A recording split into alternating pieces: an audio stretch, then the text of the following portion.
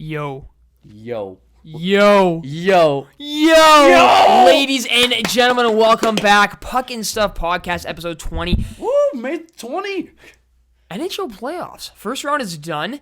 A lot of crazy things happened. This team's in the second round for once since 2015. These teams behind us are also made it. Oh, and we're sponsored by, well, A Man Can Dream. A man can dream, Wow, but we're moving on to the second round against the Battle of Alberta. Let's go! Oh, Do the gritty, so bro. hyped. Do the gritty. Oh, my God. That was cringe, man.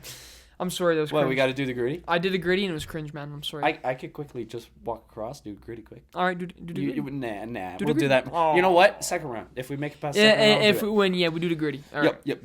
Comment like that. We do the gritty. Jesus Christ.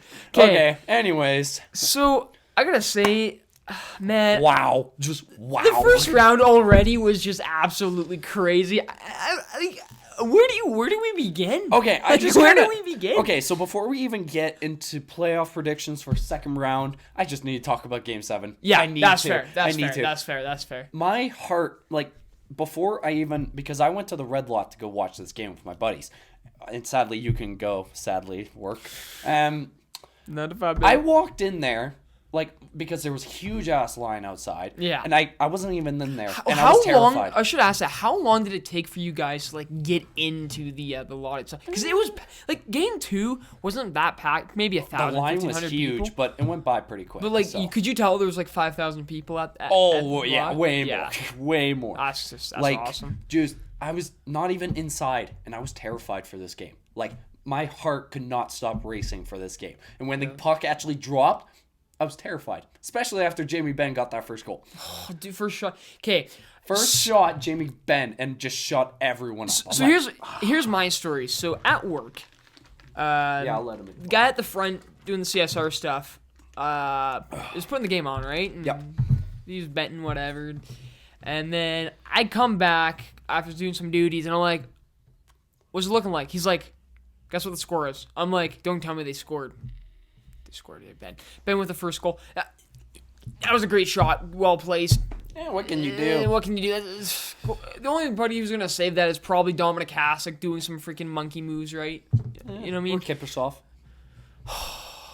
They're back to the San Jose. You know that save he made against the Sharks? Yeah. Man, that was something else. That was something else. Yeah. So that was something. So I get off work and then I go to go to a restaurant with some friends, the ones who weren't able to go to the Red Lot, and it was weird. I'm so exhausted that night that my nerves, I wouldn't feel the nerves completely. I just felt empty.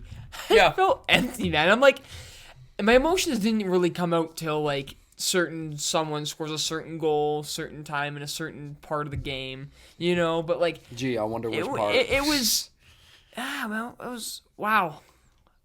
Give me more, tell me more about the Red Lot experience. All right, so more of the Red Lot experience. So Tyler Toffoli gets that first goal that tips in.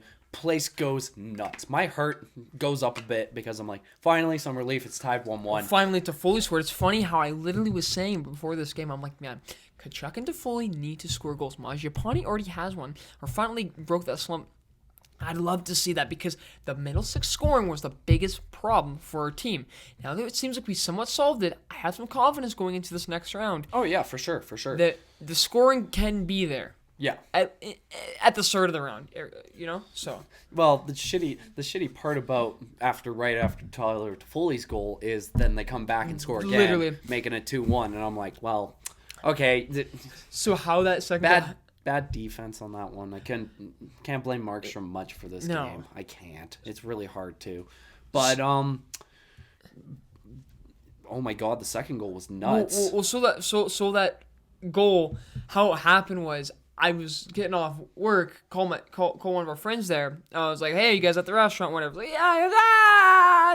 I heard the horn go off, right? And then Tkachuk scored. They scored. Tkachuk scored. And then I turned the radio on, showed Derek Wills and Peter Lubardi. I absolutely love their play-by-play. I think their play-by-play is honestly one of the best out there.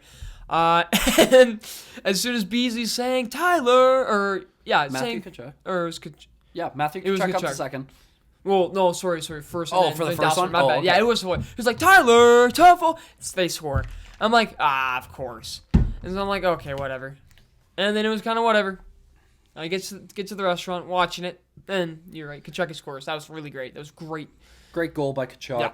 Top right. And Totally much beat him. needed. He needed that. And man, I'm gonna say that's probably gonna give him some momentum coming into this next round. He needed it bad. Oh my god. And then we go into the end of the third. My heart stopped when we were about to go to OT. When I heard the third period stop, I sat there like, oh my god, we're going to OT. I'll be we're honest. going Game 7 OT. Yeah. First round. How am I going to handle this? I'm gonna be honest. The whole time, I'm like, Dallas is gonna score, aren't they? I'm like, Dallas. Like, it was one of those games I felt like you put so much pressure in that, and the Flames were the better team. They were like on the deserve to win meter. They were like, what, 80% to like 20 or something, even more than The that. shots were nuts. But like Ottinger stole that game, man. Ottinger, seriously, the fact that Dallas, he kept them in that series. wow, He kept them in that series. Ottinger, man, nothing but like shout out to him, respect. Like, that dude just was making save after save, and they were like beautiful saves. Not letting out rebounds, and he kept the team in. Dallas had no. Honestly, Dallas deserved to win maybe 2 of those games. One for sure. Dallas deserved maybe to win. I'm stuttering now. Okay, they deserve to win 2 games. Yeah. Out of the series, but they won a third, right? Yeah, exactly. And it's just a lot of it really was just Jake Ottinger just standing on his head. He was a brick wall. Nothing could get through him. 67 shots that game. Yeah, 67 shots. And I think the shot attempts were almost 130. Like, almost. Yeah, it was like, apparently it was like over 100 shot attempts by like the third period or something like that. Yeah. It was just, it's so funny because has it not been the Flames this season? They have been out shooting teams. Like when Daryl Sutter system. When they had the 10-game winning streak, it ended at 10, right? Not 11. Yeah. When they had that 10-game winning streak, they were legitimately out shooting teams by minimum 25 shots over from what the other team had. It was crazy. It was nuts. And it's like, oh, look at that. A Battle of Alberta advertisement on the screen. We're watching the Avs game, Blues Avs game while we're recording this. Oh my god, I'm terrified. I don't want to see Gretzky scoring on Vernon. That's messed up, man. Oh, is this Theo Fleury? Yep, Theo Fleury's goal. Let's go, baby. Oh, good times. Well, now maybe see Esa Tiikkanen's goal. Yeah, because he's 91. Show Steve Smith's goal. Yeah. His own goal. Show his own goal. Grandfier had a killer handlebar, hey? Oh, yeah. That was crazy. Yeah, but anyways, going back to the game other than watching their TV, OT showed up. OT was coming, and I was terrified. I was literally terrified every single touch of the puck in our zone and their zone. I was terrified. The first part of the OT, and you would attest to this, dude, I'm like, we're going to get scored on in the next 5 minutes. Oh, yeah, I was terrified. They were nervous, man. They were Jordan Binnington, do I look nervous? It was crazy. Funny. Yeah, sorry, they're showing, like... They were showing the crowds. They're so hyped for the BOA. Dude, I'm telling you, this BOA is going to be so good. Oh, it's going to be for so the league good. and the province and everything. Like, it's just hype. And it's funny because I go on like my social media and all like the people our age and stuff, like all of a sudden everyone's a hockey fan. Yeah, because people our province actually is doing something. People I didn't know watched or followed or played hockey are like, oh yeah. Which, hey, it's great. It's great. It's just we nice love to see this, right? Like, I'm coming back from work today. Got my Flames hat on. Guys like, yeah, go Flames! Look back and the guys like cheering on me. I'm like, yeah, let's go, man. Dude, I'm seeing Flames flags everywhere. Cars, houses, outside of businesses. Dude, it's like hype. It is hype. It's only second awesome. round. It's only second round. Dude, imagine if good things happen the next 2 weeks. Well, who knows? It's going to be something else, but man. Watching that last goal in the red lot was absolutely insane. When Lidholm got the shot off, Gaudreau put up the rebound, frickin' put it top left. Beautiful. Dude. Lit up the dome, lit out the people outside. It was absolute insane outside and inside that dome. And Calgary went nuts on 17th after it. That is a goal scorer's goal. That's a Gaudreau goal. Perfectly placed. Of course it's going to be top titty, right? It's always going to be top titty from Johnny. Similar to that goal he scored to tie the game late in the third against Anaheim in 2015. Just a little throwback to that, right? But I'm happy Gaudreau Man, did something. I'm like, really happy. all the Johnny Hockey doesn't do anything with the playoffs. Shut up, dude. He's got what, 8 points? 8 points in 7 games? I think so, something like that. He's probably the the best. first line is showing up, and that's what we needed. And of course, now we need the middle six to keep the consistency going now. Yeah, you're but right. the first line has been fine. Oh, wait a minute. And it's So I gotta mention something. Yeah. I was correct on the Game 7 predictions. I said it would be 3-2. We would You go did! 2-2. Okay, that's so funny. I did say it would go 2-2 into the third. I didn't say it would go to OT. Oh, but I okay. did say it would end yeah. off with the first line scoring the goal. Because I said what? I was technically correct. I on said that correction. 4. I said 4-3. I remember saying 4-3. Or I 5. did. Was I it did 5-3 with empty net. No, I said close to an empty net, but nothing. But they run the clock out. Yeah. I didn't think there would be an overtime, and we got an overtime. No, after that game, I was jaw dropped because I was like, "Oh my god, I predicted that Yeah. right." Like I Dude. decently predicted it right, and I got. Oh my god, that made me so happy. Oh, that was just a sweet thing of relief on a Sunday because I had to wake up early the next day for work, and I was like, "Well, at least I could go to bed knowing we're moving on to the next one." Well, the funny thing about predictions is that you are completely correct. I was 5 for 8. I yeah. feel a bit embarrassed, being such a big hockey fan and getting wrong some of these, but I'll take the L. Was I complete? Yeah, I was You said completely right. You were completely right. I did. I said every team I said on here made it past the first round. Now the real question is, can I get it right and get everyone right for the second round? We got to see, right? But let's go into this first round here. So I'll tell you the teams I was wrong with. Tampa wins against Toronto. St. Louis wins against did I just say Boston? The Minnesota Wild. And then the Rangers won against the Penguins. So let me go into this quickly. Pittsburgh choked. Let's be real here. These Rangers and Tampa Bay were pretty close. Toronto was completely in that series with Tampa Bay. Oh yeah. But Game 6, they take a 5-on-3, a dumb penalty, 5-on-3, they tie the game, and then Tampa Bay Goes scores in OT. overtime. Rangers, Penguins, I'm telling you, Penguins did not have the injuries. You know what? Jarry playing with a broken foot, props to him. Respect. Still grinding. That's tough. Crosby's whole thing was scary, but you do not have those key pieces that were injured. Wasn't Letang injured? Malkin apparently also had some injury problems. It was old. Their core was completely just depleted because of it, and I feel like maybe that's a good reason why. But honestly, NYR deserved to win that game. But I don't know about some of those other games in the series, man. They came back 3-1, and that was awesome. And I gotta give props to New York. It's just, man, that was something else. That was a great series as well. St. Louis, Minnesota just proved. I should have really thought about it too.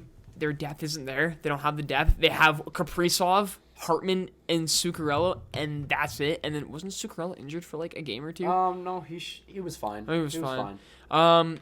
Fleury honestly wasn't Fleury.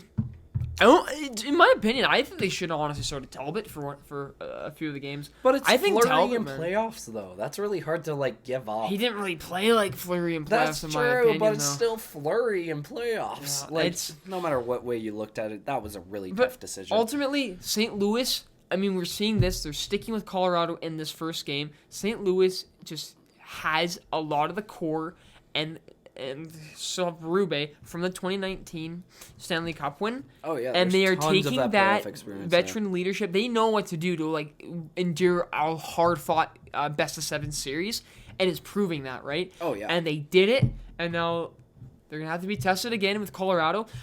But Ryan Whitney on the Spit and Chicklets podcast believes that whoever comes out of this series is probably gonna win the cup.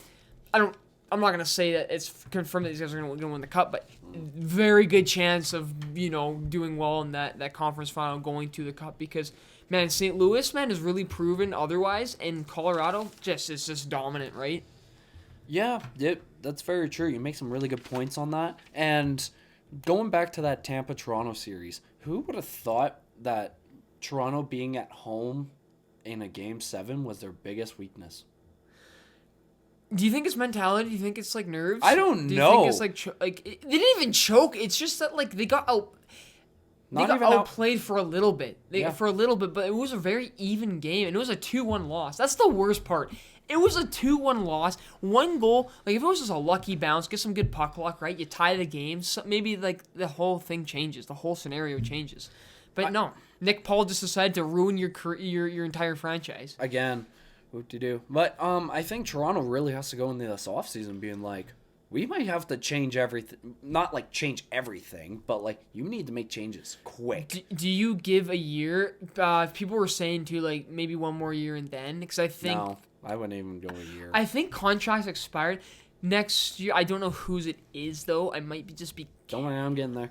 But, yeah, you have to check Cat Friendly. I'm going. Apparently, Campbell might not even be around for next season, which I don't understand. I don't think Campbell was even remotely the problem. I think it's just that Toronto just, of course, has the demons to exercise, and the D just isn't as strong as I honestly thought they would be.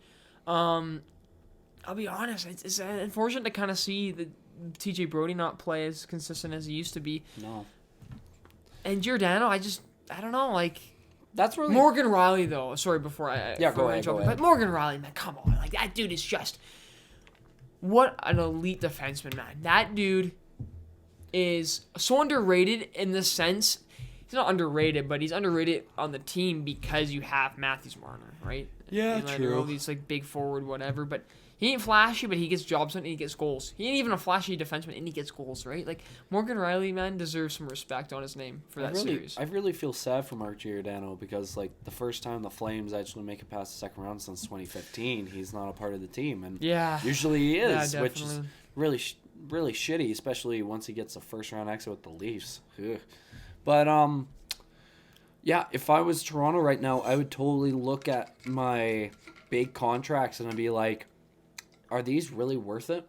Is it worth having this much forward depth, like star power, and not having a true goaltender that could bring you somewhere, or relying on just Morgan Riley? Ah, man, it was funny. Talk about another series quickly. Yeah, go ahead. And we'll get more in depth with the Edmonton LA series, but Cody Cece's had a great season for his career, or for how he is, and a great series. He scored the game winner. Mm-hmm. You know, of course, ultimately had them go and beat the Kings. Cody Cece. And would never see that. Think of it. What if they keep Cece for one more year, right? What if you keep some, like you sustain it. Maybe their depth is even better because of that, right? Like, I thought Toronto's depth was honestly in a much better position, but it just didn't, to me, show it. Seemed kind of sloppy. As well, too, their special teams was very good this season. Oh, their power play I think was it nuts. was number one. A 35+%. Just some disgust. Like, it's crazy how good it was. It didn't show up. Their special teams did not show up that season or that playoff series. And it really affected them. That power play did really well during the series. I wouldn't say penalty kill wise, but maybe it was more or less Game 7 is what I'm thinking of. Yeah. Maybe. Oh, that was so hard to say because, like, did you even see that interference call? Because John Tavares scored to tie it up, but they called it back because of interference on Justin Hull. Did you see that? I didn't. I had to watch the replay. I didn't watch it live. Oh no, because like that was even a really tough call to make because like yeah, it was interference, but it was kind of soft to be honest. But anyways, should we just jump the second round? I'm really sorry for the Leafs. I'm really sorry for Let's Giordano. do just quick recaps of these other series, because, like, just do 2 seconds or whatever. Sure, go ahead. We did Tampa, Toronto. Let's do Florida, Washington. Washington was had sloppy. a bit of this. Washington was sloppy. Samsonov had some good games. Ovi, scored a few. Oshie was like really good. He scored a lot of goals. But honestly, it's just this core for Washington is just aging. Kind of like Pittsburgh's. I didn't expect much. I just thought Florida was just gonna. It's crazy too though, because Florida, like, I'm like, there's no way they're coming back in these playoff series. They were games. close. And they were so close many times 7. they almost did. Right? It's just honestly, Florida was just the better team. Yeah. Just outplayed him, outscored him, just out everything. Washington did give a good fight though, so you have to give props to that. But Florida really did just deserve to get to that second round. Another series I actually have to give a little bit of credit to is the Boston-Carolina series. Boston really kept it in for like that last little bit. Grinded. They That tried. was They crazy. really tried to stay in, but Carolina was just better, and not even good for Antti Ranta because Frederick Anderson was injured, and it sounds like he could be in a month to month. They don't know if he's going to be in the second round. So actually, that was a lot of credit. What's crazy too is you have Ranta. you had one game where you had your third string Kochekov have to play because I think Ranta had like an injury for like a game or something. He was out. Oh wow! And, So they had to put in the third dude, string. Yeah, Carolina's had a bit of adversity, but I really think what really gets this Carolina team on the edge, especially the fact that they don't really have an elite superstar. They have really great players. So Sebastian Aho is a phenomenal goal scorer, right? But he's no Connor McDavid, is what I'm trying to say. Yeah. Ultimately, the Canes, I think, are really just glued together by Rod Brindamore and his coaching. I think that they just have a system that they play into and they just play it to a T. And I think it really has kind of shown, and that's why I have good feelings about Carolina. That's fair. That's fair. Yeah, Boston, they give a great fight. Nashville. We talk about Pittsburgh too, right? Like, do you think? I mean, I think Crosby just said today that he wants at least 3 more years in the CHL, and he'll see what's up. I think Gino said the same. But with Boston, right? It's like Bergeron might even retire this season, right? So it's. I can see. You know. Bergeron, really? Brad Marchand? No, Bergeron. Oh, Said he might Bergeron. retire Oh, at okay, that makes 36, more yeah. sense. Okay, that makes more sense to me. Yeah, I could see that. And I would have thought Nashville would have picked a little bit more of a fight in that series against the Avalanche, but I guess with your main goalie being completely injured for the whole series, and they just completely collapsed. It was kind of sad. I really want to know what that series would have been like with Saros. That would have been Because Saros I probably think, could have sold a few games. Oh yeah, I totally think that would have been a way more compelling series than it actually did. I don't think Nashville would have won no matter what. Because I also, what did I say? I think I said Nashville. I said 7. I think I said Colorado in 6. Did I say 7? I think you also you said 6. I did 7. 6. It was the one game. I admitted a lot of it was because I'm like Saros would steal it, and then we found out that Saros was injured more than just day to day. I thought he was just day to day, but no, he was after the Flames game. series. He just broke. But Ingram and Riddick just didn't stand a chance against the absolute offensive powerhouse that this freaking Colorado team is, man. My goodness. It's gonna be really hard to beat this team. No, exactly right. But that's why they don't got the house money though, right? They're kind of putting all their chips in. Maybe not completely, right? Because it's not like you're gonna completely lose your team. But with all the acquisitions they made this season, Yeah. you better win, man. You better pass the second round. Because if you do not pass the second round, that's not gonna be good. McKinnon is not gonna be very happy. I don't think anyone on that team would be really happy, to be honest with you. There's one more series we actually just have to mention. It is the Oilers and LA series. I don't truly have a whole lot to say. It was a really compelling series, both back and forth. Like, to be honest, out of every team, these two were the most matched, I would say. They were very matched. Very matched. McClellan, honestly, he gets a lot of shit talked about him, and I think it's because he kind of almost ruined like Puljujärvi and Calle Yamamoto's career in Edmonton before he got fired. But man, he's coaching. I think he's a great coach, and he plays more of a defensive game for sure. But it's working for LA. I mean, the acquisition of Philip Deneau proved it. Sean Dursey, right? Jordan Spence, like, you have all these young guys too. And Quick was just on his head for a lot of these games too, right? Like, he fucking was the reason why they won some of those games. Yeah, 100%. LA, man, like, it's just the future's looking so bright for LA. It's kind of crazy that they might in 5 years be in the same situation like Calgary might be in, right? If you play your pieces right and and you just develop your prospects correctly. But yeah, Edmonton, right? Like, it just everything worked for them. You're getting your scoring from Draisaitl, an injured Draisaitl by that. McDavid just absolutely playing like McDavid. McDavid is elevating his game even more. Like, how? He's already the best player in the world, and he's still playing better than he's ever been. Like, it boggles my mind, man. And then Kane is scoring. That was a great pickup, of course. That just proves it.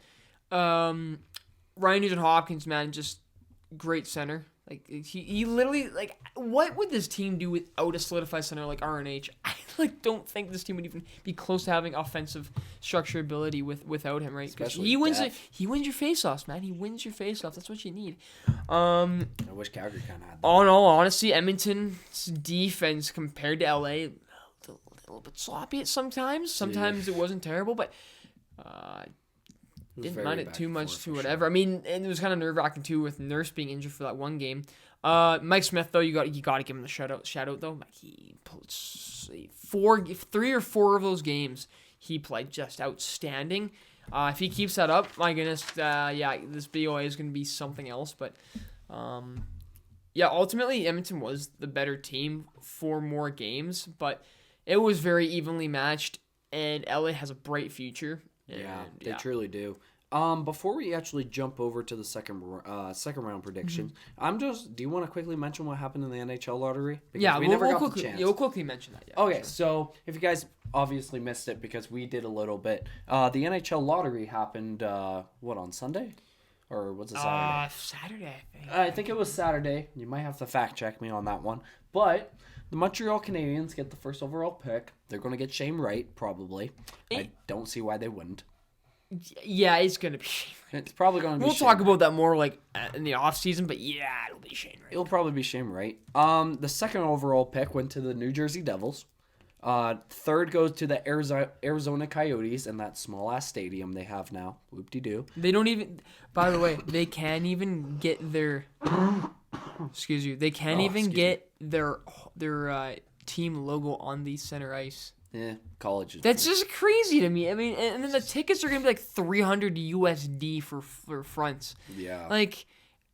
They're not good. Why is Bedman saving this team so much? I don't get it. Move them to Houston. Maybe he's waiting for us to move to Houston. We're not moving to Houston. Move Arizona to Get that Houston. idea out of your head. But anyways, going back to what I was saying, fourth overall pick goes to the Seattle Kraken. Makes sense. They were going in the rebuild phase for sure. The fifth overall pick goes to the Philadelphia Flyers. Philly needs that pick, man. Oh, they really do. I don't know what is going on with them, but they need to figure out if they're either retooling or full-on rebuilding. I think I don't know. That's a really tough one. Find a decent That's coach. an off-season. Oh, my goodness. Again, most of these are off-season conversations, but I'm just quickly naming them. Number 6 overall pick goes to the Blue Jackets. Number 7 goes to the Ottawa Senators. Number 8 goes to the Detroit Red Wings. Number 9 goes to the Buffalo Sabres. And number 10 goes to the Anaheim Ducks. Yeah, I just wanted to quickly get that out of the way so we didn't forget it. And now we could go to our favorite part. Second round predictions. Tristan, I'll start you off with whatever series you want to start. You pick right now. Just go. Oh, you want me to go? 3, 2, 1, go. Okay, we're going to start off in the East. Okay. Apparently, I'm still going to go off talking. We'll start with the Carolina Hurricanes versus New York Rangers. Okay, so true negatives in this scenario. Carolina still doesn't have Frederik Andersen. And to be honest, this would have been a great series to watch a goalie tandem, like a goalie matchup against Igor and Frederik Andersen. Oh, yeah, that'd be phenomenal. Because those two were meant to be like Vezina caliber. Those were the other two Vezina candidates, I think. Other than Markstrom? No, it was Saros. Really? Frederik Andersen did not get... Wow. Okay, yeah. I didn't know that. I just found that out. It's surprising, though. I mean, yeah, very. Markstrom 100% deserved, but top 4, if they somehow have like a top 5 or something, like, man, come on. Anderson had a season, man. He was just... I think he should have been in that conversation. It just proves to me that it's like, man, like, Leafs, like, I don't know, they weren't missing it too much this season because of Campbell, but Anderson was not your problem. No. Not at all. That just proves it. Yeah, I would have done anything to keep him. But, I see the Rangers winning this series in 7. Nothing against Carolina, but just... I don't know if Rantanen could handle that. Like, obviously, he did a really good job against Boston, but I feel like New York is a little bit more of a different beast than Boston when you look at it all around. So, I'm gonna say the Rangers in 7 for that series. How about you? Okay, so... Yeah, and I don't know, man, but there seems to be a big consensus with the Rangers being maybe a team of fraud. A dark horse. Yeah, it's... I don't know. A little bit of a dark horse. It's weird, man. On paper, this team is like I love it, but where was Panarin besides Game 7, right? Like I think that was a Hey, big he got problem. the OT winner. That's all I'm saying. Igor, to be honest, has come down to earth more. Not he's been playing good, but he hasn't been playing the phenomenal. So he maybe needs to like keep the sustainability. I think I don't know. The Rangers' defense honestly wasn't too terrible. It's weird. The Rangers are This a was the weird hardest team. one I had to pick. I don't know, but I go to Carolina. I think a lot of it has to do with the system that Rod Brindamore has his team playing to a T, and I think they add into it because on paper, NYR has the better superstar talent, the better elite talent per se. But Carolina, right? Like because they played their season to a T, or they play their type of hockey to a T. I really think that can honestly get him to over the edge. Antti Ranta does not seem like he's having too big of a problem. No. He's gonna have to play a lot of big games for sure. You just hope Anderson hopefully comes back soon, right? If you do win this series, I think Carolina's defense is sustainable. I honestly, keep the injuries out. Just don't have more injuries, and Carolina wins in 7, in my opinion. Wow, really? Yeah, that's what I think. All right. Nothing against the Rangers. I love the Rangers, man. Something tells me for some reason that the Rangers are just gonna have a bit more trouble against Carolina than we think. Think about the fan base too. Carolina's fan base is loud as heck. So is the Rangers, but there's something about Raleigh, and it's hard to win in Raleigh in playoffs. That's true. True. I just think honestly, it'll just be a gritty 7 game, man. But I think Carolina's gonna pull it off. Yeah. That's fair. That's completely fair. We move on to our next series in the East, and we got the Battle of Florida. We got Tampa Bay versus the Florida Panthers. Tristan, almost this whole season, has been thinking that Florida Panthers are going to win the cup. Boy. You've been saying it all season, but to be honest, I think you jinxed them. I 100% did. Because 100% I think Tampa takes it in 6. Okay. And nothing against Florida. Florida obviously has the scoring, like way better scoring options there to a sense than Tampa. To a sense. Like, not completely, but if you look at it, maybe they have it over them a bit. But I think Tampa beats them in defensive-wise and their depth and goaltending-wise. Because, again, like we were saying, the negatives with Florida, we don't know how Bobrovsky truly does in playoff scenarios. Well, look at this game today. Look at the game today. They lost 4-1 against Tampa. I'm not basing it off of Game 1. I'm not just... I've had that before. It's so easy to do, hey? It's so easy to base it's really everything easy off to of look Game at that and be like, oh, it's over. But, no, just based off of playoff experience, you even saw it in round 1 with Florida. They were kind of struggling with Washington because they're like, oh, we don't have playoff experience in this situation. This is like brand new to us. So, yeah, I'm going to give it a Tampa in 6.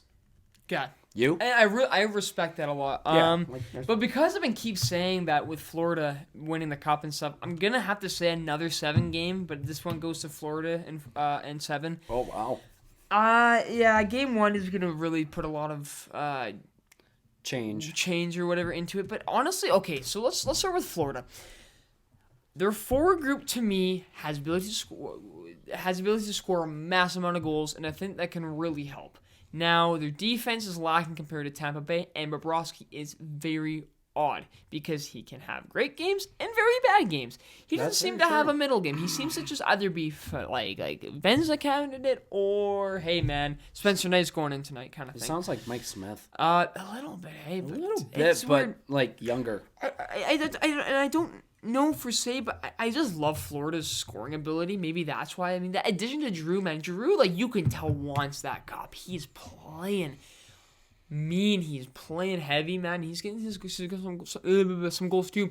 Carter Verhaeghe, he's talked about as one of those MVPs for say in the first round alongside McDavid and Jake Ottinger for say. Yeah. I think it was 11 points he's had in the first round, and he's been absolutely whatever. They're getting their goals. 12 points. Yeah, they're getting their goals from whatever. Their additions have been good. Oh, yeah. And that's what's great. And, it shows that, what, I think they do. Andrew Burnett as well. Great coach. I think he's having their system play well. That's what I got to say about Florida. Let's talk about Tampa Bay, too. Tampa Bay has won 2 Stanley Cups prior to this season. And so, yeah, you can tell they have. That's why they won against Toronto, because they have that Stanley Cup experience. And it can kind of push them over the edge. Vasilevsky still is just phenomenal. Doesn't even need a Vezina this year to like just prove to be absolutely. It's crazy. You can just tell when he's gonna steal a game. You can just feel it. You're like, he's gonna steal this game for the Martin, isn't he? And they're getting support as well from their depth. Nick Paul, for example, right, scoring and stuff. Ross Colton's been scoring a few goals too. He just scored in this game today. Getting that, of course, the scoring from the primaries like Kucherov and Stamkos and Braden Point. What? He's got to be one of the most underrated pleders in the league. He probably is at this point. To be one of the most. He just plays every part of his game just to a T, man. Hedman has no problem with Hedman and their defense. And it's funny because now I say this, and it's like, yeah, I'm honestly saying more positives about Tampa than Florida, as well as John Cooper, right? Great coach. Yeah. But I gotta say Florida, I think it's gonna be close. I think it's gonna be 7 because there's momentum is both for both. I mean, right now the momentum shifted to Tampa because they won that game. But honestly, it's battle of Florida. They're gonna kill each other. They're gonna just punch the absolute crap out of each other. And I think I gotta say 7 just because I picked Florida to win the cup, and it's gonna be because they're gonna be able to score and they're gonna probably come back in at least one game. Fair enough. At least one game, and that's gonna do a lot. It's gonna be a game. You know what it's gonna be? What? They're going to be down 3-2, and they're going to come back in the 6th game. Really? And that momentum goes to 7. That's what I see. You think they come back in the game 6 that I said they would win? Yeah, and then Interesting. Then they win in 7. We'll see about that. I guess we'll have to see. But, we're moving over to the West now, and our first matchup we're going to talk about is the St. Louis Blues versus the Colorado Avalanche. Now, there's a few things I see in this. Colorado for the last 3 years has been eliminated in the second round. They're just kind of looking like how the Washington Capitals are. And that's really concerning for a lot of Avalanche fans.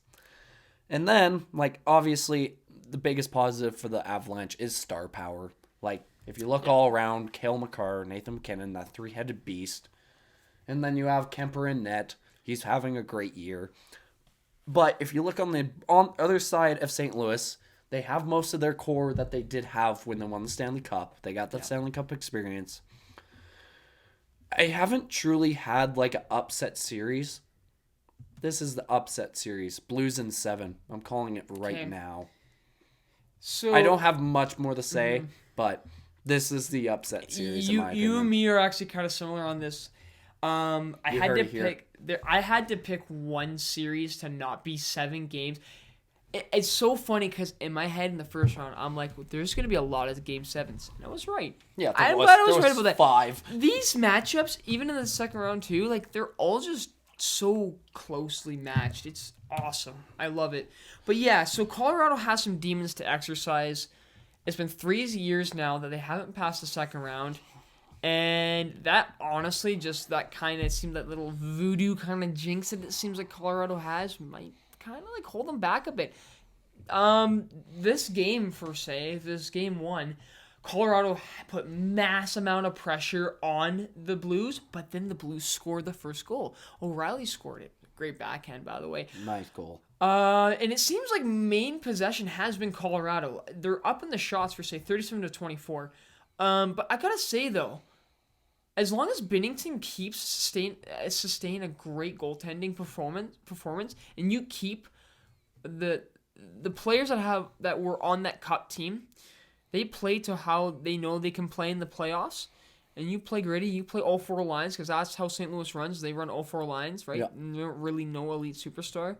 Then I really think they can squeak out some wins, and they'll just honestly win in the end. Colorado, of course, though, has this, like you said, star power, the better defense. Honestly, on paper, the Avs are the better team. There's no question about it. Oh, yeah. Actually, you can probably argue a little bit of whatever, but honestly, we see upsets. Colorado, they're just going to have to just be that superstar team that they are and just score goals, man. And they're just going to have the defense just play their position. I keep saying to a T, but play their position to a T. Yeah, I can see an upset. It's just Colorado does not seem to fare well in these second rounds, and maybe If they maybe take some dumb penalties, maybe if they take a few stupid, plays, right? Yeah. Maybe a few giveaways cost a goal, and that goal costs a loss, right? So That's playoffs for you. little things. I think as long as the little things are done correctly by the Blues and counteracted by the Avs play, then I think the Blues can squeak out a 6-game. Fair enough. I can't believe I said 6-game. You said 6. I went at least 7. I could say 7. I'm just gonna say 6 because I cannot have every series go to 7. That's fair. That's fair. All right. Well, we're down to our final series. You probably already know what it is. It's the Battle of Alberta, Flames versus Oilers.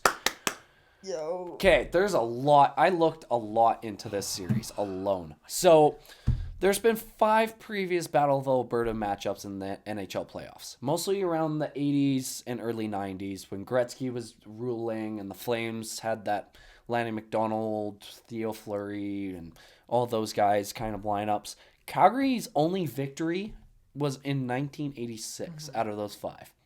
And honestly, that would scare a lot of people. And that kind of makes sense why. This was 30 years ago, though. But so my biggest thing I don't think Messier plays on the Oilers or plays hockey professionally anymore. My biggest thing with when I saw this is like, yep, it was 30 years ago. And Connor McDavid is not Wayne Gretzky. He's the next okay, hold on. He's the next Crosby. You know what I mean? Yes. No one's ever going to be Gretzky. No one will ever be Gretzky, and McDavid's not going to be Gretzky. He's the highest caliber to Gretzky Messier since them. Yes. For Edmonton. But Connor McDavid didn't have a team like Gretzky had. Because if you look at it on paper... Very true. Paul Coffey, one of the greatest defensemen of all time. Who has better goaltending? It's got to be they tied it. There's like 2 minutes left and they tied it. Oh, wow.